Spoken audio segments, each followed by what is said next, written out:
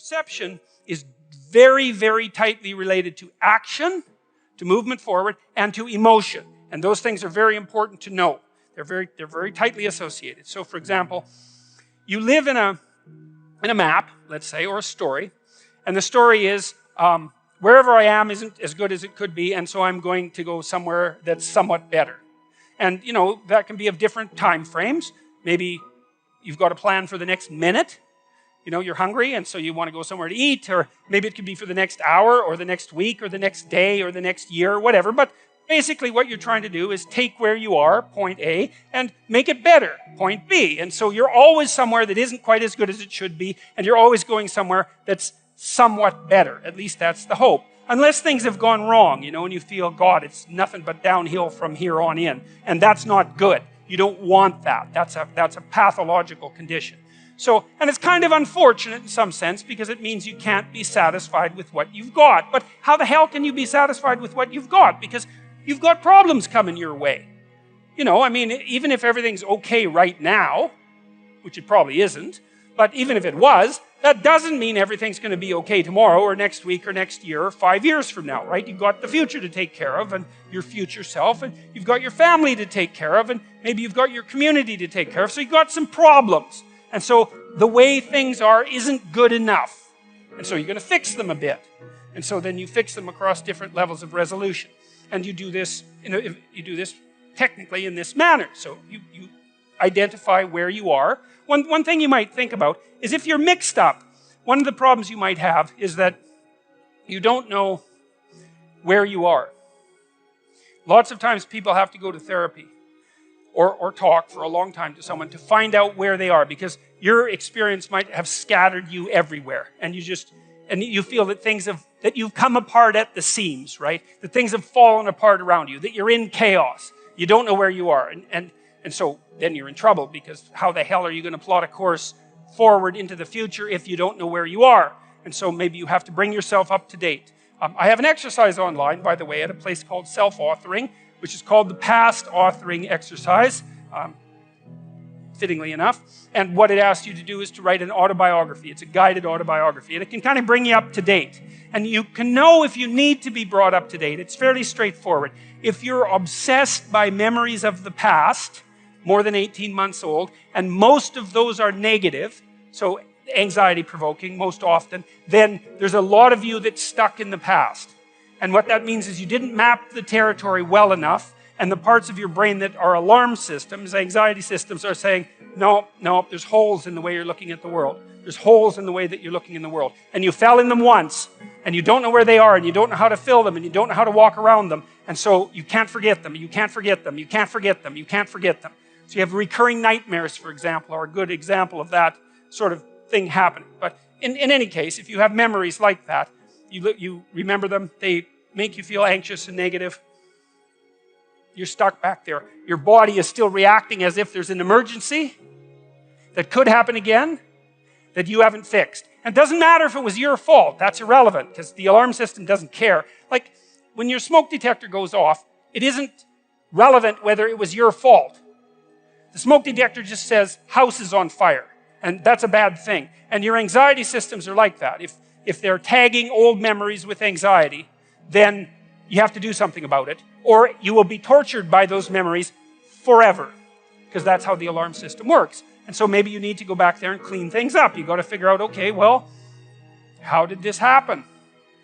What sort of role did I play? Even if it's a minor role, that doesn't matter, because the point is that you don't want to be put in the same vulnerable position again. So anything you can do to strengthen yourself is good. You know, and often if it's a really old memory, like maybe you were a child, you're not a child now. So you probably have a variety of techniques at hand that you could use to deal with a situation like that if it came up now. And so you have to update that part of your brain that still thinks you're 4.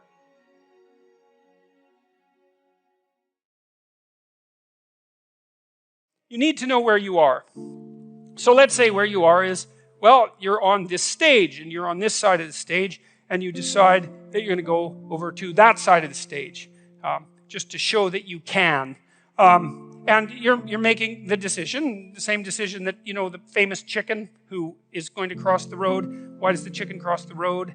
Well, if it's a sensible chicken, it's because it assumes that there's something better on the other side of the road. It's like, or maybe it's random curiosity, but then it just gets picked off by a dingo or a coyote, so that's not so good. The other side of the road is better, so away the chicken goes. So that's what you're doing. You're going somewhere slightly better. And so that's good. Technically, it's good. Because the way that your positive emotion systems work, they run on a neurochemical called dopamine, which, by the way, is the neurochemical system that drugs like cocaine and methamphetamine and alcohol for some people and opiates affect dramatically and make people feel far better than they should, which is part of their danger. It's a very fundamental system. The dopamine system kicks in with a kick of positive emotion if you're going somewhere that's worth going. And so that's worth knowing. It's really worth knowing. It's like, okay, you want a little bit of positivity in your life. Well, how do you get it? Well, you got to get the system. It's almost like it's the left hemisphere system for most people. Not that that's particularly relevant, but it is a standalone neurochemical system. It's rooted very, very deeply in the brain's exploratory circuitry. So very ancient system. And it's happy when you have somewhere to go. That's the first thing. And then it's also happy when you're going there. And so if I'm on this side of the stage and I want to go over to that side of the stage and I see that there's a nice clear pathway, I could just go straight down this line, then I look at that and I'm actually a little happy. I'm not ecstatic. I mean, who the hell cares if I get to the other side of the stage, right? I mean, it's a small piece of my life, but it's not nothing. It's something. Okay, and so I look at the pathway and I think that's a good pathway and I feel a little positive. And then if I move here and then I see that little table right in the way between me and the other side of the stage, then I feel a little negative because I don't want an obstacle in my pathway. And so that's really how you're looking at the world, by the way. You don't see objects. It's not the right way to think about it. We don't see objects and then think about them and then evaluate them and then decide how to act on them. Or if we do it rarely and slowly and with a lot of thought. What we see instead are pathways with tools that will move us forward or obstacles, right? And there's no obstacles here and there's a nice flat road and so great. Positive emotion. This is a task I can undertake. The sailing is clear. It's a good day. And then I'm here and it's like, yeah, well, that's a little annoying.